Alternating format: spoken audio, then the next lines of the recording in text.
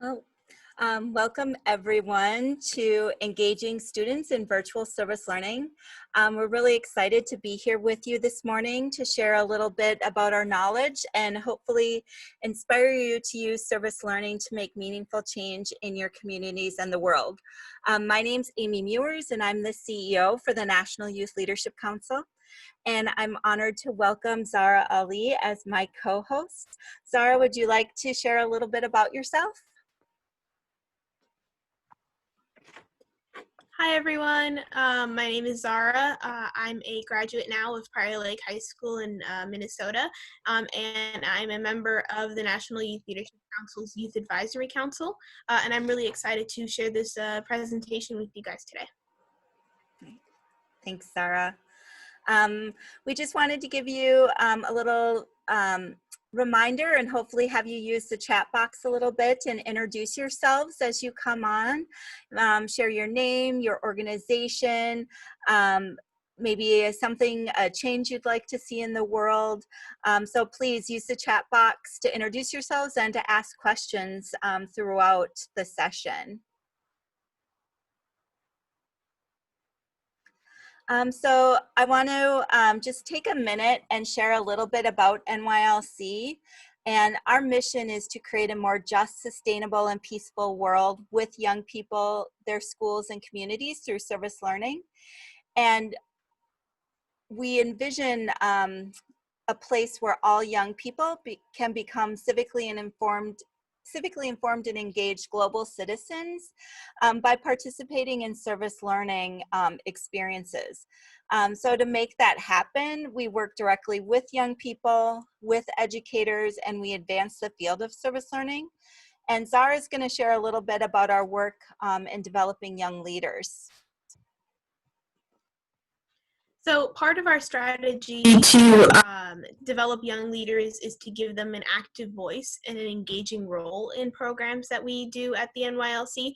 For example, I'm part of the Youth Advisory Council, and we work in tandem with the NYLC, providing youth voice and ideas to their projects. But the NYLC also helps us significantly with our project, Youth for Education, which hopefully I'll be able to talk about a little bit more later. But it provides we provide framework, resources, and support for young leaders, and we call them lead activists, to take charge with creative service projects that further equity in their own communities. The NYLC also has a Project Ignition program, which addresses issues around teen driver safety by empowering youth to lead driver safety campaigns founded on service learning. Awesome, thanks, Zahra. We also support educators, whether that's in school or out of school. We provide resources, whether it's handbooks or toolkits, research on service learning. We do professional development trainings and coaching, and then we have some programs that assist our adult educators in implementing quality service learning in partnership with young people. And again, that could be in a classroom, in an after-school program, basically anywhere youth and adults come together and they want to make a positive contribution to their community. We see service learning as an opportunity to do that. And then we also advance the field of service learning by advocating for policies, legislation, funding to support the practice of service learning. We have an online network of nearly 2,000 youth, adult, and organizational members that are committed to the practice. I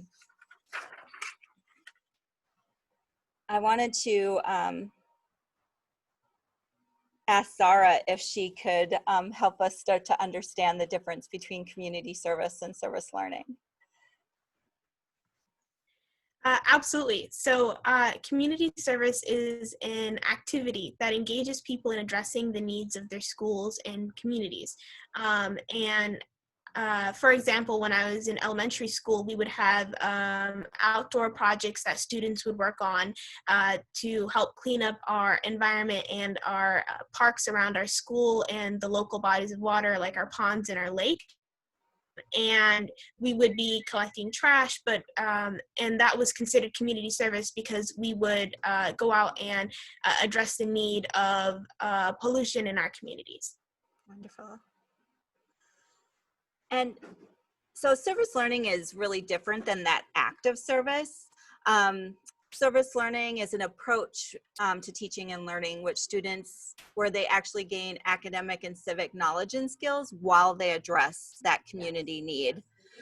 And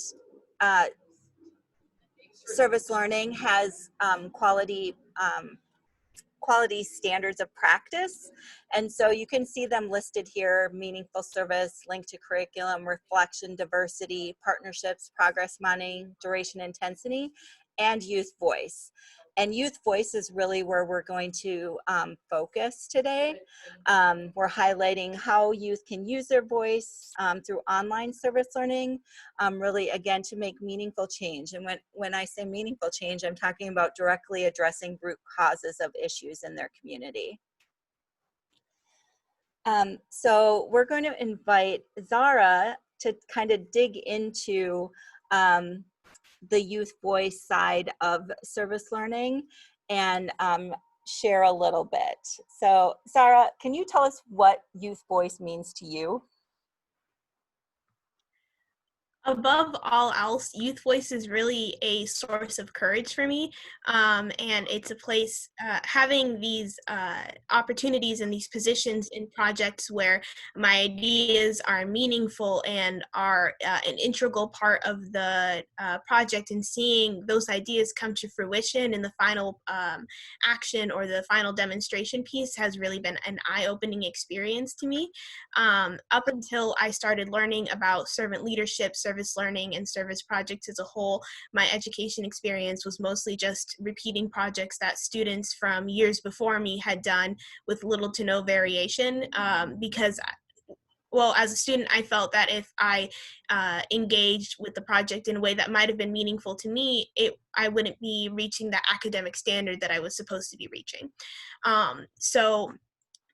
When I became involved with the NYLC and started really learning about service projects and service learning, I wanted to bring something back to my community that really focused on my voice and issues that I found were important in my community.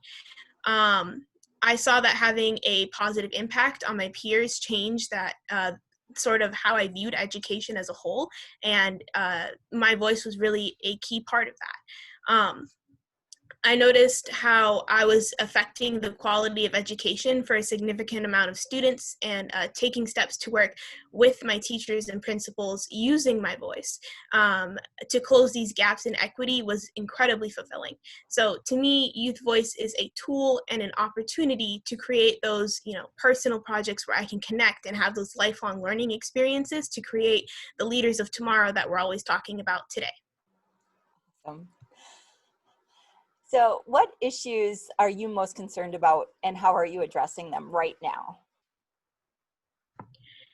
Education equity has always been really near and dear to my heart, mostly because my experience with education growing up wasn't always the most positive, and I didn't really realize how bad it had gotten until more students of color had started joining my school system, and I really started to notice how things that seemed like an inconvenience for me were starting to manifest as achievement gaps or a lack of access to resources for other students. So I really wanted to address those issues of education equity, and how I'm doing that right now is through a project that I helped start with a group of my friends at my school, where we would have these 4 events throughout the year, 1 per quarter, called Caring and Committed Conversations. And what we would do is we would have students usually between 9th and 12th grade, but we also did one with students who were from middle school, and they really found the experience to be positive. But we would gather those students and have them split out into groups of people where they were with people that they usually would not talk to, and they would share their education experience based on a topic that was usually around race or equity specific to our community. And when they were sharing their experiences and relating to one another, we would be able to find these 3 truths and at the end, and people would share those 3 truths, and they would be either initiatives to take for the future, which we would either base a service project on or make it a topic for a future conversation, or they would be something about experiences that was common to all the students. So we're addressing education equity by creating these conversations that students would normally not have. Wow, amazing, thank you. So when your voice is heard, what impact does that have on you? And what, and how does that affect the change you want to make in the world? It kind of goes along with my teacher's question. The impact is incredibly positive. Youth Voice has really given me the confidence to do what I do now. Seeing what my input has done in the past has really, pushed forward what I'm doing now. And even students in our caring and committing conversations have shared with us in their reflections that they feel confident in what they're doing now and the change that they're making to our curriculum or the school events that we're having. So that's how it's changing the issue that I hope to address in the world. When students are heard, I feel like in my community especially, we have been able to create separate clubs that focus on issues that are specific to each group of student, and students can really move into whichever club or group or service team that's working on an issue that they personally care about. So Youth Voice really works in it's symbiotic with service learning, which I guess kind of feeds into our last question, but where when young people have their board and they have that positive experience and that reinforcement that what they're doing is really making that meaningful change that they're looking for in the world, they are able to put that positive energy and that excitement and that need to make change that they want to see in the world towards projects. And when they do it, they're making, they are getting closer to the topic and changing as people.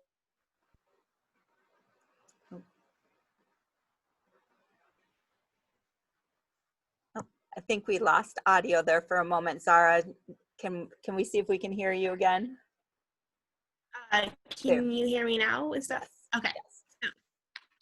So would you mind just kind of summing up what you were saying around service learning supporting Youth Voice? Sorry, I think, like I say, your audio cut out just a little bit.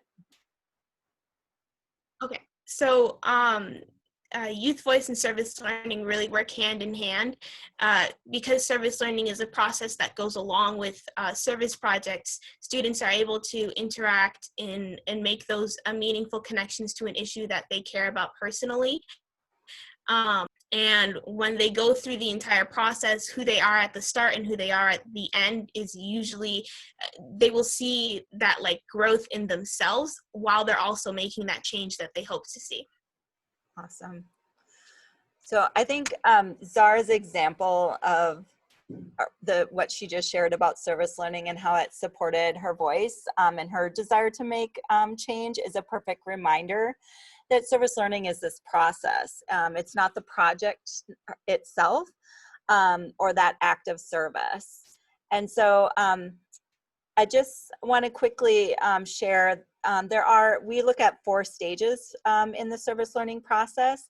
The first and second stage are designed to help identify and determine evidence for learning outcomes for this service learning process. And then the final stage, stage 4, is that self-assessment or the evaluation of the process. And for the remainder of our time together, we're really going to focus on the third stage, which is the youth-centered service learning experience that we call IPARD, which is around investigation, planning and preparation, action, reflection, and demonstration. So again, you know, service learning is this process, and even within stage 3, we have a process that we're gonna dig into. And please, again, use the chat box if you have questions. We'll try to get to as many of them as we can with the time that we have. So Zahra, share with us about investigation. So investigation is where you're going to start in the IPART process. And investigation is actually my favorite part because when I work with my peers and with educators and we choose a topic or an issue that we would like to address through service learning, a lot of the times I'm not familiar with the issue because it's something that's maybe closer to one of my peers or one of my educators. So through this investigation process, we define really the root of the problem, what the problem is, and how we want to address it. So we are gathering data, gathering information, talking about people that are close to this issue, and we are contacting resources in our community and really preparing for everything that we want to do throughout the rest of this process. Awesome. And so as Zahra was explaining what investigation is, there's some amazing tools that you can use for online investigation. So Padlet is a great one to create an online bulletin board to display information on the topic, something everyone who's part of your planning process, your investigation, can contribute to. There's Noodle Tools, which is a research tool for students. Newsela, I think is how you say that, Newsela, and I'll be putting these in the chat box for you.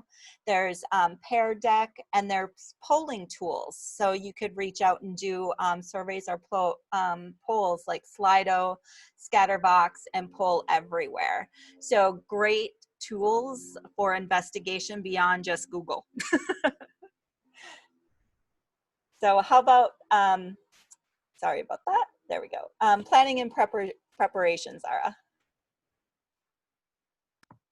So when you get to this stage, you want to really be setting for yourself the goals that you hope to achieve through your action, and there'll be something to reflect on later on in your process. But so for planning and preparation, one of the things that we recommend is setting SMART goals, which are specific, measurable, attainable, relevant, and time-based. And I really want to focus on the relevant point because if you are doing a service project and it's not actually addressing the issue that you set out to address, it's not, if you aren't reaching that goal of finding the root of the issue, addressing the root of the issue, and making that change, it kind of feels, it's not as fulfilling. So making sure that your goals are relevant to the issue that you set out to address. Developing solutions, this is when you're sort of brainstorming, reaching out to resources in the community, seeing what's already existing around the issue.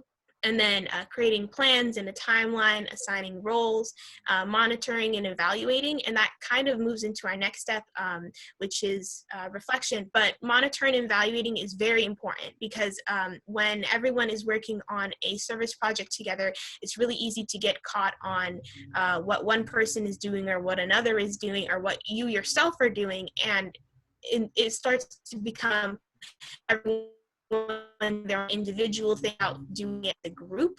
So making sure that everyone is on the same page, everyone is moving towards the same goal is really important, especially with planning and preparation because you are setting the steps for everything to follow. Awesome.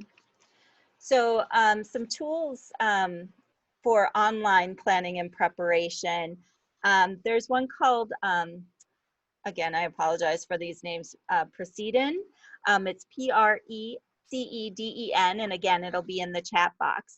And Preceden really helps, it's a timeline maker, so it can support that development of planning your action. There's MindUp, which is a mind mapping tool. So you can create, share, and publish mind maps, which is a great way to brainstorm and really collect a lot of great ideas. And Storyboarder, and there's also Storyboarder that. and it develops, you can develop plot diagrams, graphic novels, character maps, timelines. So again, a lot of great tools to collaborate and do this planning and preparation online beyond Google Docs. How about action? I can't really see the circle at the top, and because it's kind of small, but for the iPod process, action is actually the smallest piece, because the action is extremely meaningful, yes, but in the grand scheme of things, the investigation and planning is where that personal growth happens, and hopefully where a lot of the change that you are hoping to accomplish will happen during the demonstration piece, and that really starts with action. So since with everything moving online, action is a little bit more tedious, I would say, but there are several ways that you can still participate in service projects online. And that can be through direct action, participating in food drives in your community, or donating to funds that are addressing the issue that you set out to address, or indirect, which can be joining calls or conferences like this one, or talking to officials in your community who have the power to make change in on the issue that you set out to address. And that also feeds into advocacy, which, you know, with everything going on right now, is incredibly important to get out accurate information, and making sure that everyone is aware of what's happening and the steps that they can take to make change if they want to. Great, thanks, Zahra. So a couple of great online tools for the action part is StoryCorps, where you can create conversations and archive them with the Library of Congress. So it's a great opportunity for longevity in an action project. And then there's also Anchor, which is for online podcasts. So again, when you're thinking about advocacy or informing people about, educating them about your issue, Anchor is another great one. And then I will give a shout out to our friends at Youth Service America, who I know also have a workshop happening right now. And they have a lot of great online service projects that you can dive into and look at how perhaps you can connect your issue, your topic area to an action that others are doing as well. So checking out YSA's homepage is also a great place to look for service opportunities. How about reflection, Zahra? Reflection really should be happening throughout the entire process, and this is how you keep everyone on the same page, making sure people are doing what they are wanting to be doing, but also that you are reaching those goals that you planned out for yourself during the planning and processing portion. Service learning is still learning, and you do want to reach some academic standard or some social or emotional learning goal that you want to reach through the process. So reflection is a great way to measure how you are doing when examining that portion of your process. And this can be done individually through Google Forms or other ways of really a one-on-one conversation with someone to see how they are doing with the project and how they are learning, or it can be a group reflection. And group reflections are actually really interesting, because that's when you start to see people, you know, bouncing ideas and experiences off one another and having those aha moments.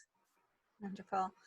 And reflection, there are a ton of great online resources to use for reflection for hosting this process online. So Padlet, which I mentioned before, is that online board sharing. People can put their ideas and you can see it come to life. There's Flipgrid is another website that you can facilitate video discussions, and each grid is like a message board. Kahoot is another one, and that one's game-based learning. There's Powtoon, Quizlet, which is exactly what it sounds like, doing quizzes. Facing History and Ourselves on the Common Good has great reflection, online reflection. So there's a lot of great EduPuzzle. So a lot of great different ways to do reflection online, and a lot of great resources out there. And again, I'll type those and put those in the chat for you. How about demonstrations, Zahra? So demonstration is the last part of the IPART cycle, and demonstration can be done really in any way that connects to humanities. It can be a piece of artwork, it can be a collage, it can be a writing, a presentation, it can be a performance, it can be the start of something new. Demonstration is when you really you share the information that you learned and the action that you have done with the world, and connect it with other people. And demonstration is, well, the end, but it's also the start of it to continue working on that issue. It's the start of where you're starting to see what you have done and what are some next steps that you can take to further your. Thanks, Zahra. So again, some great online tools, several that I've mentioned already, Prezi, Canva, Amaze, Powtoon. Those are all great presentation tools, beyond, you know, our typical PowerPoint and some of those. There's some digital storytelling tools that are great for students to use. There's Book Creator, Story Jumper, Storyboard that I mentioned earlier. And then there's infographic creators like Pick a Chart, Easily, and Canva. So a lot of great online demonstration. And what's really, I think, amazing about doing demonstration online with students is the fact that they can disseminate it broadly. A lot of times in a typical service learning experience, whether in school or an after school program, demonstration is done with an event. And so you have this one-time impact, where with these online tools, the demonstration lives on, right? And it can be added to and learned from in ways that sometimes that in-person physical demonstration experience doesn't allow for. So a lot of great opportunity for online demonstration. So we're going to invite, we just have a few minutes left. If people have questions, I'm going to type some those last demonstration tools into the chat box, but please add any questions. And maybe while we're waiting on questions, Zahra, do you want to share a little bit about the Youth Leadership Summit and Youth for Ed? While we're looking at chat for questions? Absolutely. So the Youth Leadership Summit on Education Equity is going to be July 20th through 22nd, and it's going to be a series of trainings that focus on social and emotional learning, and they're going to be discussing the intersectionality of race, ethnicity, class, and really everything that makes us who we are as people and how it relates to our education system. So we really hope to see you guys there July 20th through 22nd, and I believe registration is open, Amy. Yes, it is. So hopefully we'll see some of you guys there. It's a great opportunity for young people to connect with people who share similar views and are maybe facing the same issues from across the nation. And Youth for Education, as you can see on your screen, is a program under the NYLC dedicated to improving school climates by creating brave spaces for vulnerable discussion and turning that discussion into meaningful change through positive youth-adult partnerships. And so Youth for Education is really a way for young people that in Youth for Ed, we call them our lead activists, who are working on service projects in their own communities to share what they're doing with other people who might be doing similar projects in their own communities and connect with one another, share information, share resources, and share that demonstration part of the IPARD process. Awesome. And just quickly, I mentioned the Service Learning Network. We have some great virtual briefcases that can also help you take your service learning online, along with the resources that are in the resource folder. So thank you all. I know we have to head back to the main session room, but thank you for being part of our session, and we hope you found some useful information. Have a great day.